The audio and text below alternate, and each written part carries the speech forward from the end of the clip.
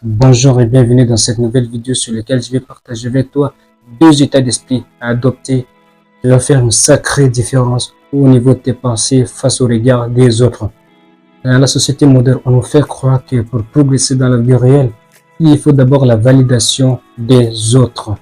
Ok?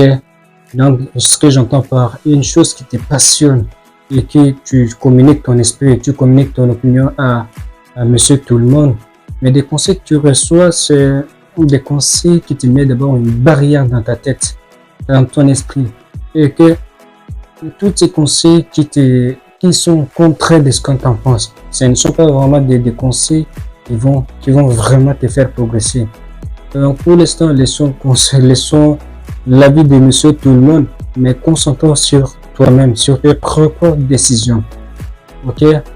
Donc, tu as deux choix. Parce que quand tu te confrontes à une situation qui te donne encore plus d'ambition, tu as deux choix.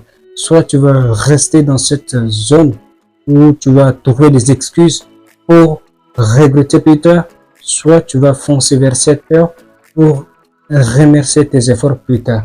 Disons que une chose que tu ressens, une cible qui flotte dans ton esprit et que tu as envie vraiment de nager vers elle, mais que tu ne sais quoi faire, c'est là qui demande, tu demandes d'abord l'avis de monsieur, l'avis de tout le monde. Mais cette chose ne va pas fonctionner correctement.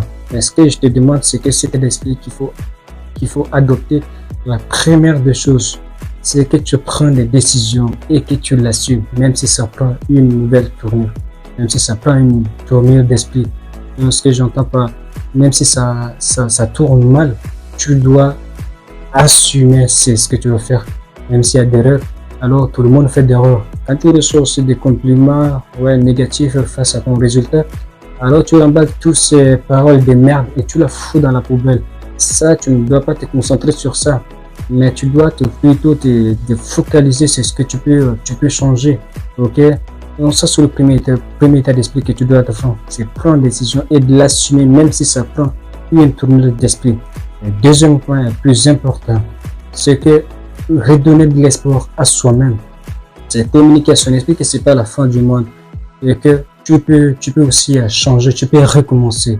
Ok, tu peux facilement recommencer. Pendant le temps où tu restes à pleurnicher, où tu vas te crever là, change plutôt du tout. Ok, maintenant ce que je dois faire, c'est d'aller vers ça, c'est de recommencer ou je dois laisser tomber ou je dois recommencer. Donc c'est avec